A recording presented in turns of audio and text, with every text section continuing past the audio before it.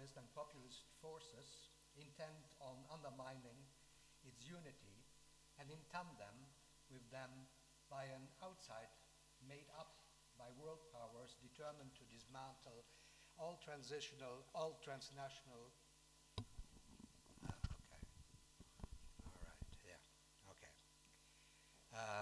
Let me start again.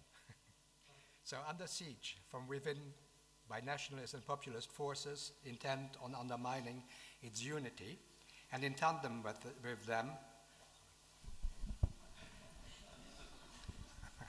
we'll never get started. No, I have to see my paper. All right. Okay. All right. Yeah, so I start again. Under siege, and if I start like this all over again, we will be here until 12 o'clock at least. So under siege from within by nationalist and populist forces intent on undermining its unity, and in tandem with them by an outside made up by world powers determined to dismantle all transnational and global organizations, such as, at the moment I'm speaking, the International Legal Order of the World as represented by the International Criminal Court, it could be considered a futile exercise to still reflect or to reflect again on Europe. Even to suggest that Europe is a subject matter, not to mention a hope, worth considering, will be judged by many as a delusional and hopeless undertaking, if not even a reactionary gesture in a post-imperialist world, because Eurocentrist at its core. In the same way as the notion of reason, the very word or idea of Europe today, I quote, bespeaks crisis, failure of every available sense to fulfill what cannot but be intended, end quote. The phrase is of John Sallis, speaking about reason. He adds, I quote again, the crisis is radical, for in every other instance, reason would serve as that to which recourse would be had in order to isolate and resolve crisis, in order to open up and appropriate a fulfilling sense, end quote. Having been congenitally interlinked with the concept and fate of reason, Europe too is held to undergo at this moment a crisis unlike all others before, and radical to the point of no longer having the means of falling back on its own resources and potential for solving its crisis.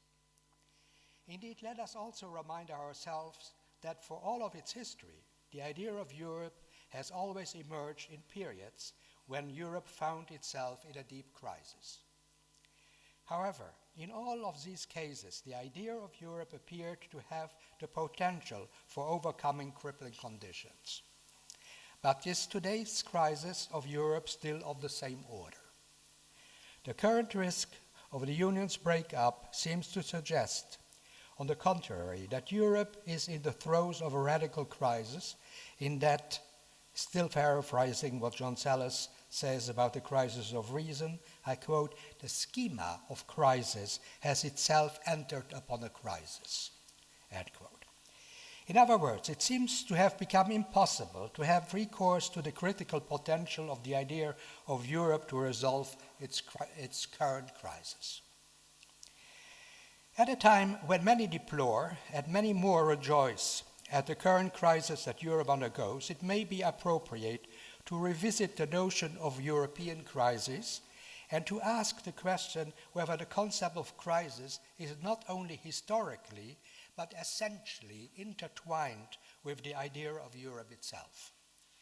But to such a degree, indeed, that to speak of Europe is not only to bespeak the crisis that it suffers, but to think Europe positively from and in terms of crisis. What I suggest is that we have to consider the possibility, not simply that Europe lives in crisis, including the latest, where such crisis no longer seems to provide from itself the means to resolve it, but that crisis is the congenital way of life of Europe. What I'm suggesting is that not that only in crisis Europe is or can be what it is. Thus understood, the crisis is not something to be lamented. Rather than putting Europe simply into jeopardy, it is what injects life into it. Crisis is thus something that says something about the very essence of Europe. In its crisis, it manifests itself as what it essentially is. Crisis, then, is also what unifies Europe, and something that is not simply to be deplored, but to which the idea of Europe and the hope associated with it must remain faithful. Rather than seeking to resolve its crisis, to have recourse to its critical potential for overcoming them, the ultimate task that Europe represents is, or may be, paradoxically, to defend its critical status, to resist all attempts from within and from without, to curb this power of remaining in crisis. What this means is, of course, also that the threat that comes from within and from outside Europe, and that throws it into crisis, must be distinguished from its constituting essence. What both internal and external forces that today throw Europe into a crisis share is the desire to fend off the crisis nature of Europe itself, by bringing Europe to an end. By contrast, in order to continue to exist, Europe must remain committed and faithful to remaining in perpetual crisis, if it is to be Europe. Needless to say, thus understood, the krinein, the Greek notion for separation in the word crisis, is to be considered as a good thing, something that is neither to be arrested by nationalism, nativism, tribalism, nor by a certain ideal of perpetual peace, but allowed to challenge without repose all identity in which Europe would come to a standstill and which would not be different from its death. At this juncture, I wish to quote a courageous sentence that when it was written by the Spanish philosopher Maria Zambrano, was as provocative as it still is today. The statement occurs in her book, La Agonia de Europa, made up of 4 lectures which she gave in South America in the 40s of the last century, and which was published in 1945 in Buenos Aires. In this book, Zambrano makes a number of observations on Europe that deserve attention, such as, on the one hand, her claim that it is not so much in Greece than in North Africa, with the figure of St. Augustine, that Europe originates, and on the other, the point developed in much greater detail in a series of separate essays, that Greece, understood as, I quote, the systematic idea of the being together of humans, the systematization and objectivation of interhuman relations in the state, end quote, is the template of Europe as one polis. But today I wish to concentrate on one remarkable claim she makes in that book. However, before I do so, a word about the title of the book. More precisely, about the word agonia in relation to Europe is warranted, and which in the German translation has unfortunately been rendered by the word verfall. According to Liddell and Scott, agonia, which derives from agon, means first contest, struggle for victory, gymnastic exercise, but also generally exercise, and only secondly, agony, anguish, distress of the mind.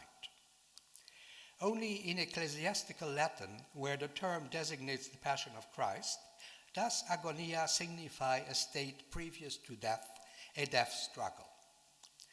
In Zambrano's title, La Agonia de Europa, agony has no doubt these Christian connotations. But agonia here must also be linked to its Greek root in agon, to gathering, assembly, struggle, or contest. The agony or the agonizing of Europe does not refer to a state prior to death. On the contrary, its agon is the gathering, one more precisely by all Europeans, not simply for the survival of Europe, but for exerting, in the shape of European life, a form of life that is agonal, where every winner will have to compete again infinitely without ever coming to a rest. In short, with this title, Zambrano in no way suggests that Europe is in its final death throes, as the title Der Verfall Europas intimates. Now, the one outstanding statement I wish to quote from her book is the following. So I quote, "Europe is not dead. Europe cannot die completely. It agonizes. For Europe is perhaps the only thing in history that cannot die. It is the only thing capable of resurrection." End quote. My whole talk, the next 40 minutes or so, will be a commentary on this statement. Several things strike the eye immediately.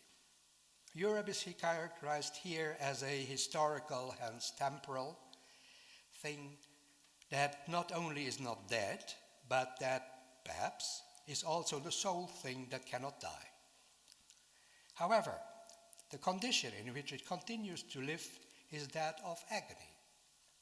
It lives on in its agony as its agony.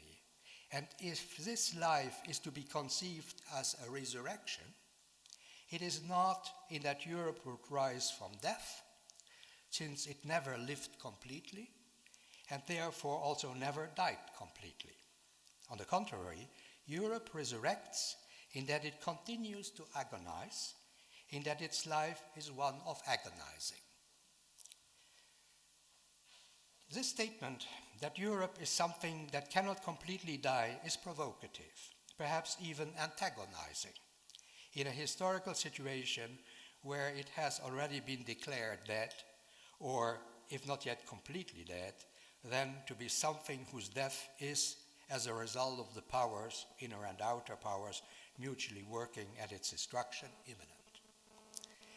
Undoubtedly, nothing today seems to be as fragile and prone to destruction as the idea of Europe and all the values associated with it, democracy, rights, freedom, and so forth.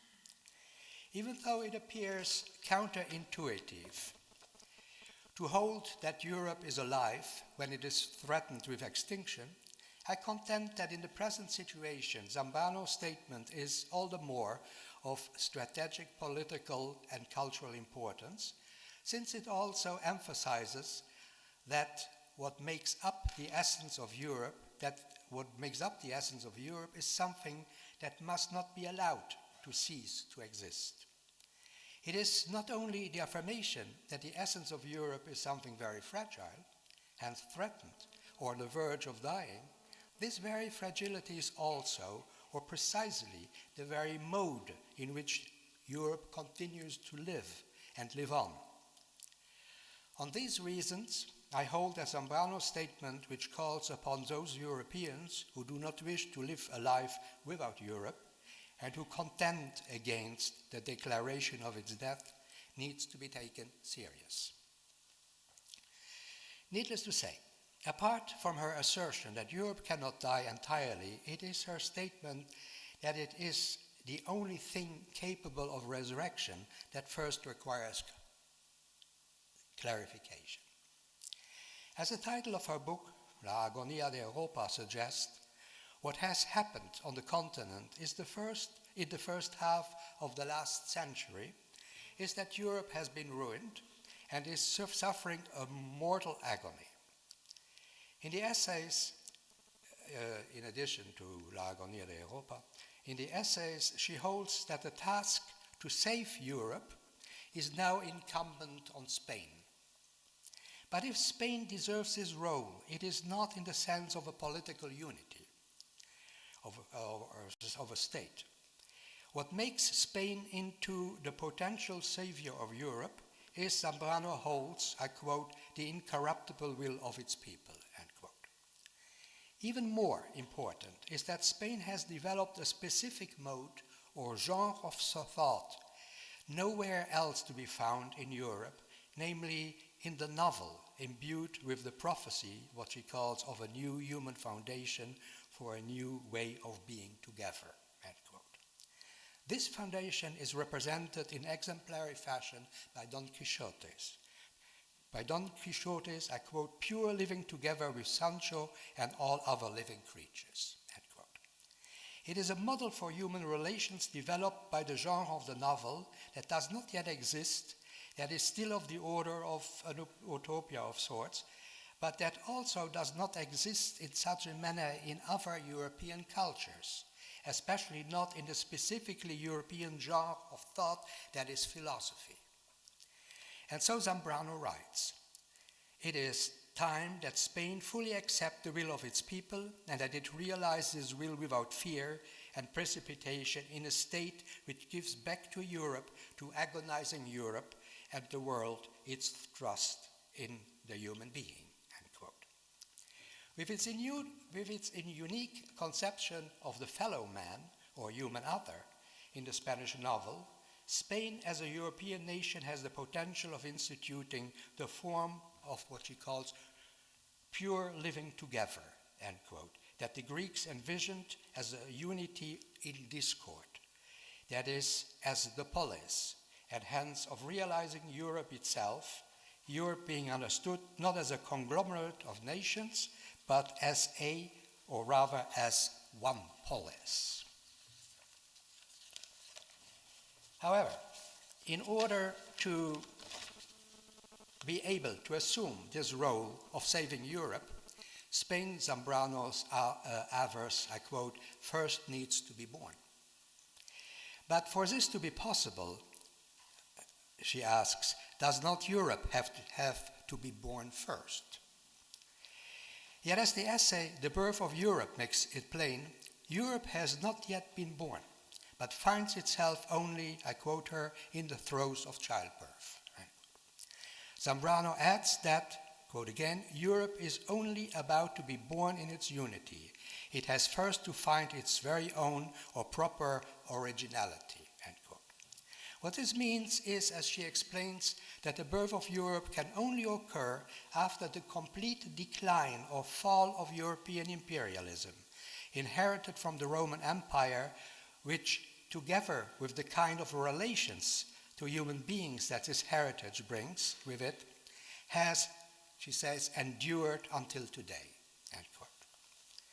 Undoubtedly, with the contemporary ongoing unraveling of European imperialism in mind, she writes, I quote, every kind of European imperialism must have come to its end, and fortunately, or for historical reasons, this is not a duty, but a fact that is further indication, as historical reason indicates, that Europe is being born. The happy moment will have arrived when we can say, European nationalisms are dead, long live Europe, end quote. In sum then, the birth of Europe, including that of Spain, presupposes the death of Europe in the historical form that it had until now. The ruins in which it lies are, first of all, the ruins of its imperial past, including the human relations predicated on the latter, but also the ruins of a certain idea of Europe itself. At this juncture, I wish to introduce a distinction that Zambrano makes in an essay entitled The Catacombs. The distinction between, on the one hand, the prediction or foresight, and on the other hand, the premonition or foreboding of the future of Europe. The distinction is one between previsión and presentimiento, literally between a seeing in advance and a feeling in advance. As opposed to prediction, which he associates with wishful thinking and the drive towards utopia, presentiment is, I quote, intimately akin to what the mystics called seeing with the heart, end quote. Now, what is important here is that such presentiment is a function, I quote, of a glance which not only completely turns to the past, but which descends into that deep cave where hope lives without the courage to blossom, end quote. The caves in question are the catacombs, into which the early Christians retreated in times of contempt, and in the depth of which, as Zambrano observes in the language characteristic of her central concept of poetical reason, raison poetica, a fire of a spiritual nature was set ablaze that illuminated the mind, end quote. The European, she claims, and I'll continue to quote, the European, she claims, is the offspring of the agony of the Greeks and the Romans, of the agony of the old world resurrected after having gone underground in the catacombs. He is the offspring of the Renaissance, as Burckhardt would say, but also of a resurrection, the resurrection of that Christianity introduces, end quote. All Europeans who in their hearts are Europeans are thus descendants of the early Christians who were buried in the subterranean burial chambers and who, as offsprings of the old world, longed for rebirth. But today, she holds, is again a time of contempt, a time of contempt for Europe. Today, she adds, I quote, every European, wherever he may be, lives in a catacomb. He carries it inside himself since the time of contempt has returned, end quote. In these times of contempt, the European intellectual, quote, prepares himself for the rediscovery by Europe and living reason in the dark night for what one always rediscovers in darkness, the vocation, the light, end quote. Yet, in view of the plans for Europe based on a prediction by politicians, the presentiment of what Europe should be again remains silent. I quote, it has little premonition, no premonition at all, end quote. Now, as Zambrano states, the restoration of this premonition of what Europe stands for will be valid only if it emerges from the encounter with the inner European vocation that has been lost, and which in the labyrinths of the last years has become almost extinct.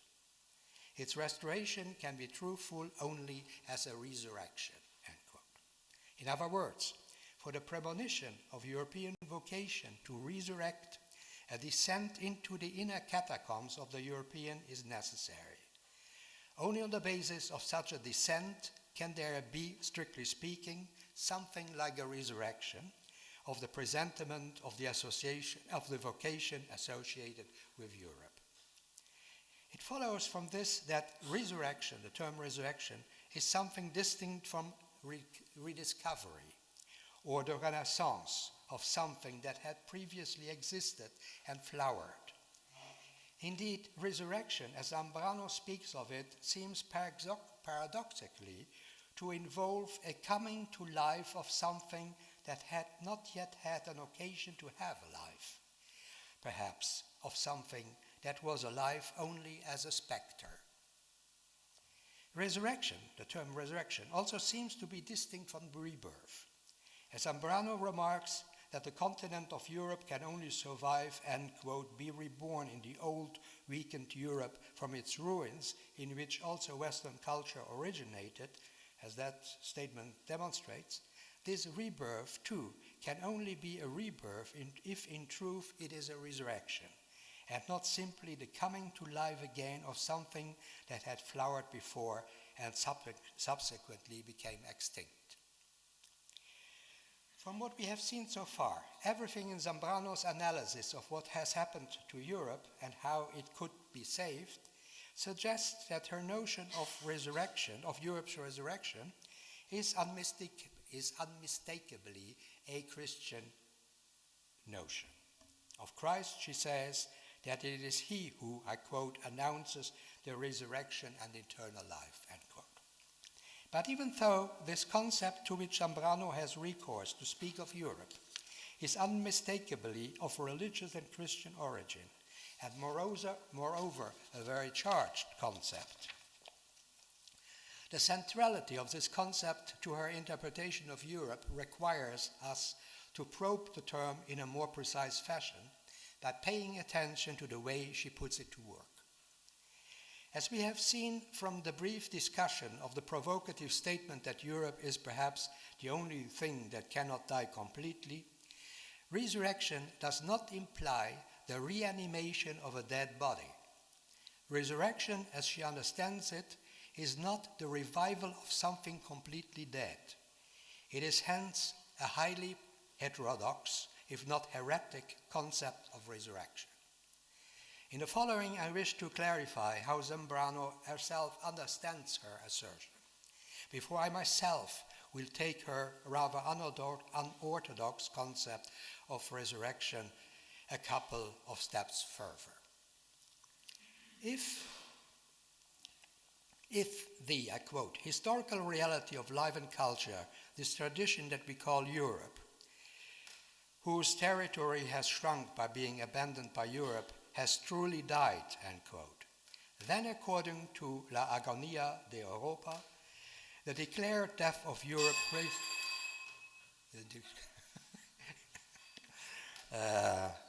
the declared death of Europe raises the question, I quote, what is and what was Europe? More precisely, for Zambrano, the more refined question is, now that Europe has been announced dead, I quote, what in its complex and multi-layered reality is unrenounceable, end quote. Indeed, quote again, to discover what Europe truly has been means nothing less than to discover what in our view appears to be indispensable about it, end quote. With this notion of the indispensable or unrenounceable, Zambrano refers to something essential about Europe which cannot be abandoned, and that we have to pass on to others just as it was passed on to us, for otherwise the continuation of something that comes from the past would cease to exist with us. This unrenounceable essence regarding Europe is not something that comes into view through reason, she says. Reason, she explains, merely confirms the concept, but solely through, I quote, the precious gift of invocation which puts us into the key line of reality, since invocation is almost as real as it, end quote. Having been pronounced dead, it is tempting to hold Europe to have been, and this is Zambrano again, a totality without limitations. Such perfection, however, serves only to further confirm the suspicion that it has really died. On the contrary, what evocation brings into view about what Europe has been is the manifold plenitude of its totality, a plenitude diverse to the point of besetting the unity of Europe with contradiction and discord, one which only death could placate.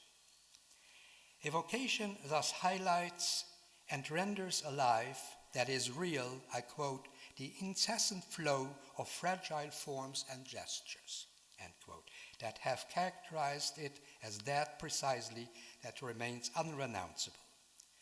Europe's agilidad, for producing, for example, I quote, extreme and transitory forms and styles, its incessant change which constitutes the principle of its existence. This incessant flow, rather than a totality without limitation, end quote, is what Europe has been. It coincides with what Zambrano calls the unrenounceable, an essence, something universal in our words, something that does not concern the person, but that refers to a universal trait that interconnects us Europeans because it is our most true essence. The first reason why Zambrano can hold that Europe cannot completely die thus becomes manifest. In Europa und die Stadt, as a collection of essays, she writes, Europe can never be represented as a building, but only as a stream that overtakes itself, as a movement of self-transcendence, because its core is hope." End quote. Europe has not been and is not a whole, a totality. Only as a dead corpse may it appear as such. On the contrary, its nature and reality is that of a ceaseless flow. If Europe cannot completely die, it is because, as an incessant flow, it cannot allow the disparities and diversities, the extremity of its transitory forms, the contradictions that inhabit it to reconcile, and thus to freeze into a dead whole or totality. Precisely because it is not a whole, the idea of Europe is unrenounceable, indispensable. As a flow cannot freeze into a whole without ceasing to be alive, Europe too cannot entirely die or be allowed to die. With the unrenounceable thus understood, Zambrano has found what she calls the inner structure, and which I translate as the essence of Europe's true nature, which as a result of its alleged death has of course all the allures of a ghost, a spectre, or phantom. Her term is phantasma. But it is not a ghost among others, I quote. It is not a ghost that readily stands at the disposition of our representation to be retrieved. It is a ghost that wishes to be understood and discovered. It does not leave us in peace. It does not leave us resting within its bright presence. It is not content to be a ghost. Undoubtedly, it wishes to be returned to life. Indeed, it will live by getting our mind going. End quote. What has been declared dead or on the point of dying is a ghost that of itself wishes to regain life, to become alive as a ghost when it gets our mind going. And it gains this life to the extent that we feel it still to be alive when, by trying to recapture its essence, it puts our thoughts into movement. Reflecting on the spectre of Europe, on something that is not simply available for our disposition, but something that becomes alive for us through our inquiry into it, through our pursuit of it, she says, also look for the reason, the principio, of its resurrection, end quote.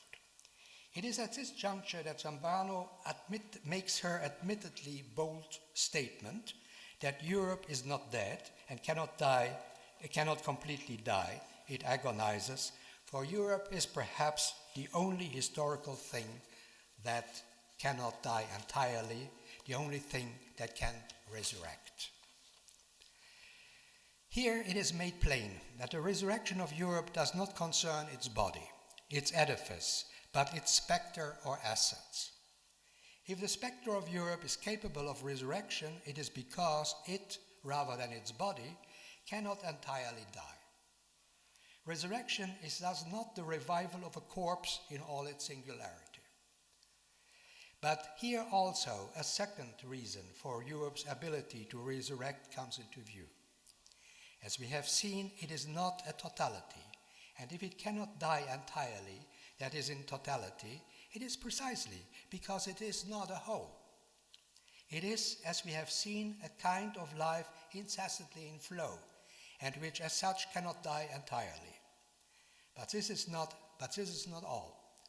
Europe's ghost is of such a nature that it itself, that is, as the essence of Europe, seeks a return to life through those who, I quote again, cannot accept to continue to live their lives without Europe's life, end quote. The ghost of Europe is intimately intertwined with the Europeans' commitment to a life that is the resurrection of this ghost. The Christianity that underlies Zambrano's reflections on Europe is unmistakably a heterodox Christianity, if not a heretical one, not unlike that, said in passing, of another historico-philosophical thinker of Europe, the Czech philosopher Jan Patočka. In La Agonia de Europa, she wonders whether Christian religion in Europe has been Christian to begin with. She asks, Was it Christianity? In truth, it is enough to feel oneself only minimally Christian to sense and discern that what Europe achieved is not Christianity, but at best a version of it, the European version of Christianity, end quote. And just like Patočka in his heretical essays, she too raises the question whether, I quote her, another version of it is conceivable, one that would be European and above all Christian, a new beginning Christianity. That was actually Patočka, not her. I cannot attempt to develop here Zambrano's heretic conception of Christianity as it emerges from the two central chapters of La Agonia de Europa, the chapters entitled European Violence and the European Hope. Nor can I broach the capital but also ambiguous role that St. Augustine, whom she portrays as the father of Europe, plays in this characterization of European Christianity. Nevertheless, in order to articulate a further reason of why Europe cannot die, a few features of her heretic understanding of Christianity need to be briefly mentioned. The true God of Europe, Zambrano holds, is a God of creation. He is the most active God among all the gods, not only as a God who, rather than just a demiurge, created the world ex nihilo, but who, in his mercifulness, has also driven his activity to the extreme. It is with the activity and creativity of this God with which Europeans identified, and, I quote, which kindled in them the desire to replace God on earth and to be like God, the master of this world which they did not create. Zambrano writes, "To create a world for himself is the deepest and ardent desire of the European, a world from his own nothingness," end quote. In a contest with the God of creation, nothingness re-emerged as one made by human beings, and on the basis of this nothingness, European mankind proceeded to creating a world at its own hands. The God which Europeans worshipped is a God who allowed the human beings to become active and to rebel against himself, and who himself, rather than the snake, thus made it possible for them to become gods by making themselves into the creators of their own world, and in particular their history, that is, the process of their self-determination. Zambrano comments, I quote, "The history of Europe is the history of history's violence. One could say it is Europe's heresy, the heresy that gives birth to Europe." End quote. Indeed, as she adds, quote again, "Europeans did not tolerate to be the slave of any god, not even their own God, who, in all his mercifulness, descended in order to become the slave of human beings," end quote. If the European, who, I quote, "knows that he is made of ashes and knows to have been born in sin, rebels against God the Creator and inaugurates history as the autonomous and self-determining life of mankind, it is because he does not resign." Zambrano avers, "The European never resigns. He never gives up in the face of life, death, or immortality. Christianity helps him in this respect. To be Christian means not to resign and to cling to hope in the middle of impossibility," end quote. With this, a further aspect of the reason why Europe cannot completely die comes into view. If Europe cannot entirely perish, if in its agony it survives as a ghost who himself seeks resurrection, it is because of the Christianity of Europe. That is, a Christianity for which even death is not something to be given in, is not something to be put up with. In a chapter of La Agonia de Europa entitled The European, the human being in general is described as, quote, "that rare creature which is not content with having been born once. He wishes to be reborn," end quote. Every culture is the result of this desire for rebirth, she claims. The hope for a rebirth is an expression of the truth, quote, that every existence on this earth, in order just to live on this world, needs a rebirth, end quote. Now, Europe, Zambrano claims, is one among those cultures that have stuck closest to this structure of human life, as opposed to cultures such as some Oriental ones that aim at undoing birth, desnacimiento. Europe has sprung from a desire to be reborn, renacimiento.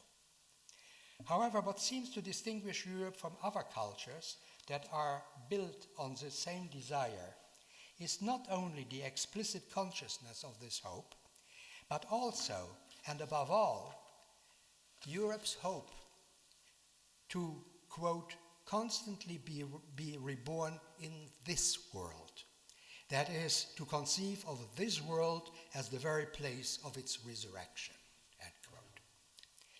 Whereas all other cultures, Greek cultures included, dreamt of a resurrection beyond the world, European belief as a whole, she argues, a belief engendered by its hope for resurrection, consisted of eternal life through resurrection, but through a resurrection in this world. Always in this world, even though one dreamt of the other world and despite the fact that one believed in it, end quote. Resurrection as a rebirth in this world is thus unmistakably a secular concept. But it is also a transmutation that, precisely because it takes place in this world, cannot ever come to a rest in a definite and final form of life. Every resurrection, Zambrano states, I quote, is nothing other than the transmutation of something that remains itself, but that cannot persist one more instant longer in its form, and that suddenly discovers in all secrecy a new inspiration. Thus realizing that its hope and its desperation are intertwined or have become non-transparent, it begins to look for other forms, end quote. The resurrection that Zambrano describes is one that cannot be terminal. It is one that structurally characterizes European life, preventing it from within from achieving a final rebirth. If Europe cannot completely die, it is because its resurrection is never definitive and must therefore continuously be reborn in a process which, precisely because it is worldly and takes place exclusively within this world, can never come to an end. Resurrection, as far as Europe is concerned, is thus never the reanimation of a dead corpse, but it is also not an event that would ever be completed, and as a result of which such a corpse would return to life. In what follows, we will thus have to take up again the question of how exactly resurrection is linked to Europe's impossibility of a final death, that is, to its constant dying, to its agonizing and never-ending crisis. In order to answer this question, a short detour through Jean-Luc Nancy's reflection on resurrection in Noli tangere and in the essay From Disclosure, The Deconstruction of Christianity, entitled Blanchot's Resurrection, is warranted. In both these texts, Nancy seeks to think resurrection free of its miraculous nature that it has, either as referring to the revivification of Christ's corpse after having been put to death and entombed, or to the miracle of Christ's transfigured body, showing itself, if we follow St. Luke, in worldly forms such as figure, color, suddenness, duration, etc. Before looking at this novel conception of resurrection, it also needs pointing out that according to Nancy, the outlines of this non-theological interpretation of resurrection are not challenging Christian theology from the outside, but are to be found within Christian thought itself, and are thus an integral part of what he calls the self-deconstruction of Christianity. Let us also remind ourselves that the resurrection of Christ is not just any article of Christian faith. As St. Paul says in the Corinthians, if Christ be not raised, your faith is vain, ye are yet in your sins. End quote. Consequently, to demonstrate that a non-religious interpretation of the resurrection of Christ haunts the Christian theme of resurrection from within, is to show that the deconstruction of Christianity takes place at the very heart of it, since his motive is the authoritative kerygma of the scriptures and is foundational of Christian faith, which stands or falls with it. In the essay on Blanchot, Nancy observes that in the latter's work, the motive of resurrection is not, I quote, simply borrowed as a convenient or provocative image from the vocabulary of the miracle. It also presents itself as a rewriting of Holy Writ, a sanctity taken from the marvelous of religion, end quote. The inquiry into resurrection in Noli tangere stands explicitly under the sign of the self-deconstruction of Christianity. In light of the divergences between the accounts about Christ's resurrection in the scriptures, for example, the contention on the one hand that after the resurrection he was bodily present and could be touched by his disciples, and on the other hand that his body was no longer a body in the usual sense, but a transfigured or spiritualized body, Nancy seeks to demonstrate that Christ's explicit prohibition in the episode with Mary Magdalene to touch his arisen body is indication of the fact that not only, I quote, the resurrection is not a return to life, neither regeneration, reanimation, palingenesis, rebirth, revivification, nor incarnation, end quote. But also that the motive of the resurrected body as a transfigured or spiritualized body contains, these are Nancy's words, a non-religious meaning, end quote. It is, as Nancy points out, a meaning that concerns another way of holding oneself in relation to death. He writes, rather than the continuum of life passing through death, it is a matter of the discontinuity of another life in or of death, and in and of are in italics. End quote.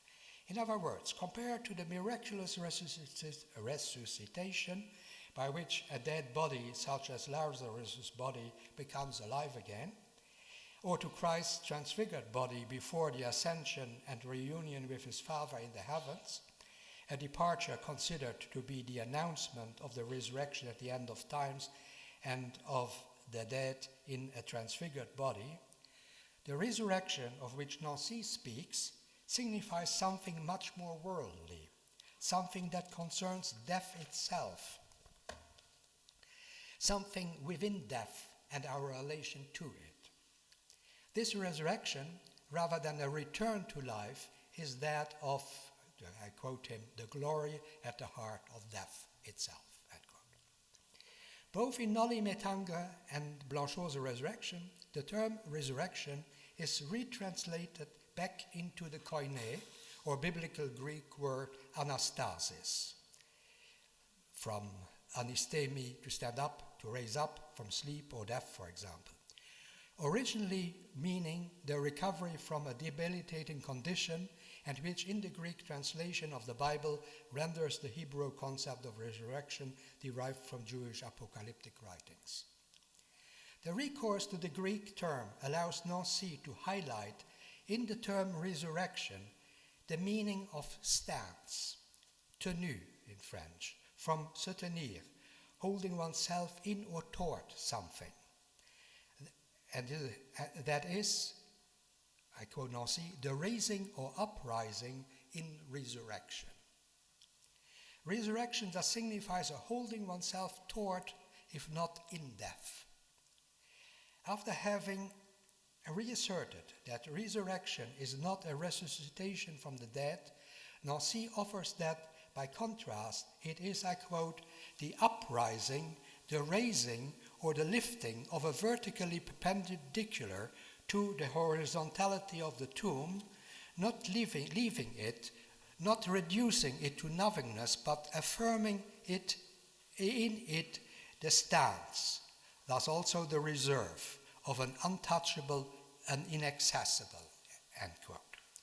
Resurrection, consequently, is a raising up in death with respect to death that at the same time prevents or restrains what comes into a stand from being appropriated and bereft of itself when it is turned, as in Christian religion or popular belief, into a moment in a process of sense. As a consequence, this emphasis on raising in resurrection, what in the French original Nancy calls surrection, leads to a shift of the meaning of the term, now signifying, I quote him, the raising that erects death within death like a living death, end quote. Now, what does such a resurrection of death in death correspond to? If a resurrection by which death holds itself erect and alive in death is something, I quote, entirely different from resuscitating the dead, it is because the resurrection in question does not escape death, nor recover from it, nor dialecticize it. On the contrary, it constitutes, as Nancy says, the extremity and the truth of the phenomenon of dying. It goes into death not to pass through it, but sinking irremissibly into it to resuscitate death itself, end quote. In Blanchot's resurrection, Nancy describes the operation of resurrection in the resurrection of death as the withdrawal of death, I quote, from thingness, from its objective positivity of death, in order to reveal itself, the most precious point of life, that's a quote from Blanchot, as the extremity at which there is a turning inside out and a laying bare of life's excess to that which is neither its opposite nor its beyond, end quote, namely a death, a dying death, in advance of all sense and all presence, represents an altogether different life in which, quote, the radical retreat of the sense of death, end quote, is that which makes infinite dying into the truth of life. This resurrection of death, this reanimation, as it were, of death itself, rather than a resurrection from death, corresponds to the raising up within life itself of that which makes it infinitely finite, namely dying, and which, by the same token, defines its happening before all meaning. Before death becomes meaningful, as, for example, when it is understood as the passage into another life, as the infinite repetition of death, of a dying without which life would not be life, and which therefore can also be called resurrected death. In sum, then, what is secular? Non-Christian, what is secular? Non-Christian conception of resurrection, which from within deconstructs Christian theology, and which originates in the rising up of death within death, consists of, is an affirmation of what in Christianity and in Christian metaphysics has been held to be the contrary other of life. Death, emptiness, departing as what precisely makes that life, as what precisely makes that life is life, presence.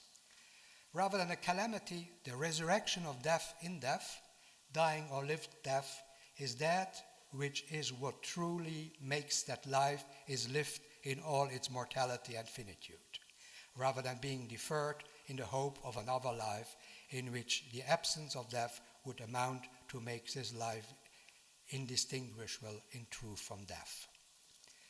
Closing this detour, I'm coming to an end.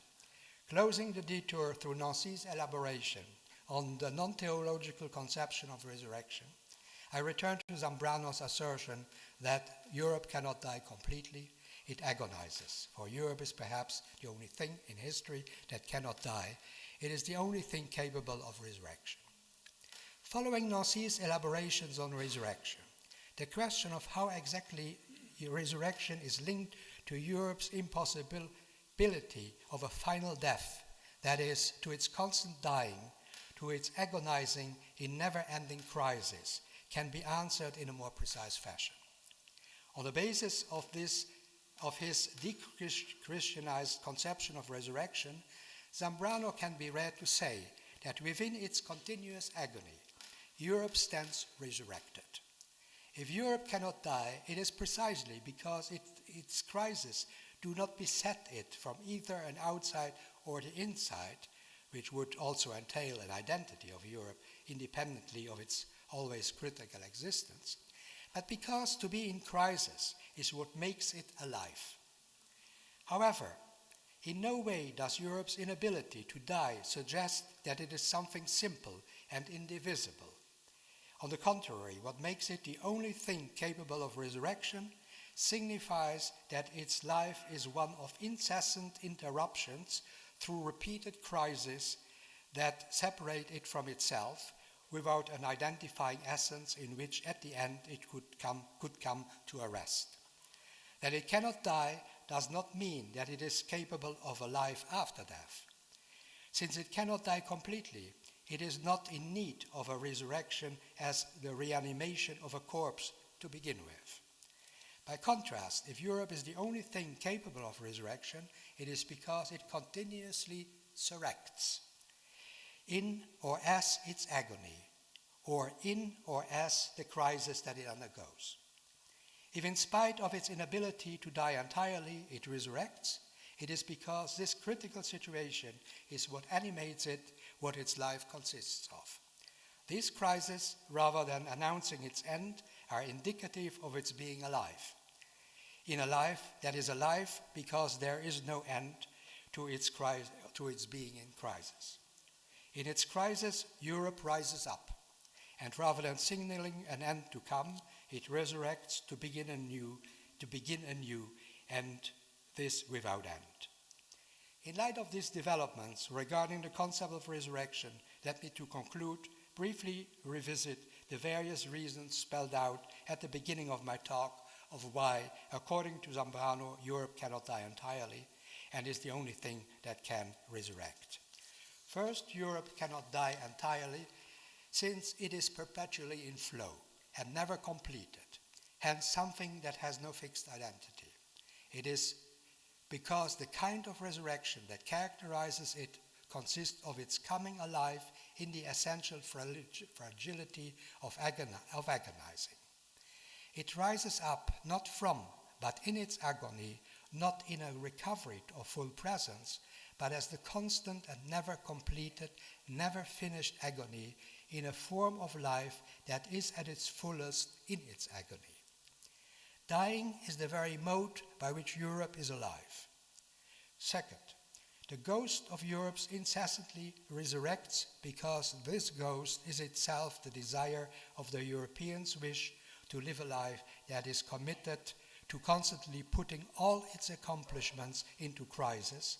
It is because in life, in the eyes of those who, like Zambrano, love Europe and thus hope for it, is life as agony, life as surrected death, in short, in Nancy's terms, a life that is infinitely finite. Considering Zambrano's heretical Christianity, which in distinction from European Christianity's determination to create, in defiance of God as the creator of the world, a world for themselves, I finally wonder whether a conception of Europe as a life of agony is not also a form of self-deconstructed Christianity. If the Europeans in particular wish to be reborn, but to be reborn in this world and not in another one, is it not because resurrection, as Zambrano understands it, is intimately intertwined with what she calls the structure of human life? Life is not life if it finds its end and completion in death. Life, human life, life of finite beings, is life only if it is mortal, if it is life as a perpetual dying. Such life is the infinite life, the infinitely finite life of finite beings. If Europe cannot completely die, if it again and again resurrects, is it not because, paradoxically, it is the conception of a form of life that is that of a humanity that experiences its radical finitude.